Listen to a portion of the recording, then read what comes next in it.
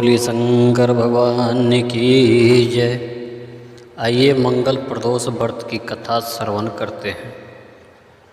हर माह के शुक्ल पक्ष और कृष्ण पक्ष की त्रयोदशी तिथि को प्रदोष तिथि का व्रत किया जाता है। प्रदोष व्रत की तिथि जब मंगलवार को आती है तब उसे भौम प्रदोष व्रत के नाम से जाना जाता है। भौम प्रदोष व्रत में कथा सुनना और कहना बहुत पुण्यदायी माना जाता है और इस कथा से पूजा भी पूरी होती है। मानता है कि भौम प्रदोष व्रत की कथा सुनने और कहने से देवों के देव महादेव का आशीर्वाद प्राप्त होता है और आर्थिक परेशानियां से भी मुक्ति मिलती है।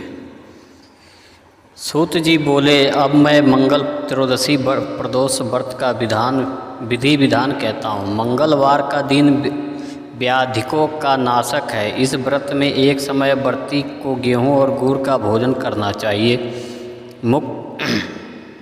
इस व्रत के करने से मनुष्य सभी पापों और रोगों से मुक्त हो जाता है।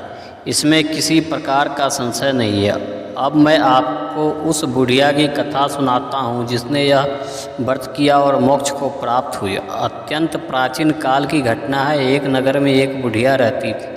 उसके मंगलिया नामक का एक पुत्र था। वृद्धा को हनुमान जी पर बड़ी श्रद्धा थी। वह प्रत्येक मंगलवार को हनुमान जी का व्रत रखकर यथाविधि उनका भोग लगाती थी।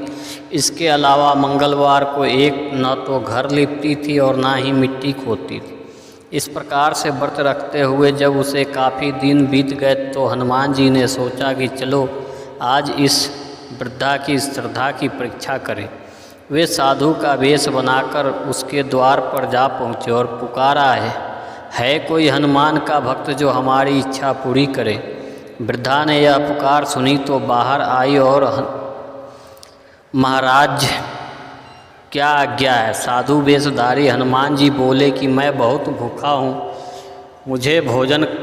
मैं भोजन करूँगा, तू थोड़ी सी जमीन लीप दे। वृद्धा बड़ी दुविधा में पड़ गई। अंत में हाथ जोड़कर प्रार्थना की, हे महाराज, लीपने और मिट्टी खोदने के अतिरिक्त जो काम आप कहें वह मैं करने को तैयार हूँ। साधु ने 3 बार परीक्षा करने के बाद कहा, तू अपने बेटे को बुला, मैं उसे औधा लिटाकर उसकी पीठ पर आग जलाकर भोजन बनाऊंगा। वृद्धा ने सुना तो पैरों तले की धरती खिसक गई, मगर वह वचन हार चुकी थी। उसने मंगलिया को पुकार कर साधु महाराज के हवाले कर दिया, मगर साधु ऐसे ही मानने वाले न थे। उन्होंने वृद्धा के हाथ से ही मंगलिया को ओधा लिटाकर उसकी पीठ पर आग जलवाई।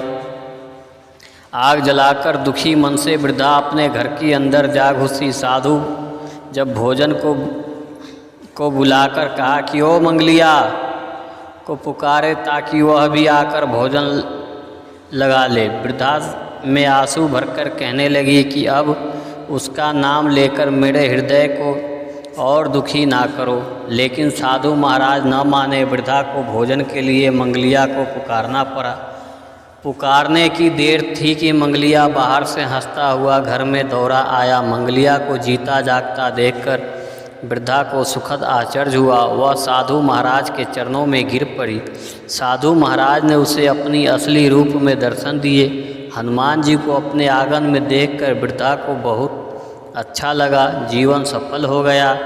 इस प्रकार जो कोई मंगल प्रदोष व्रत का कथा सुनता या कहता है उसकी सारी दुविधाएं दूर होती है। प्रेम से बोलिए शंकर भगवान की जय।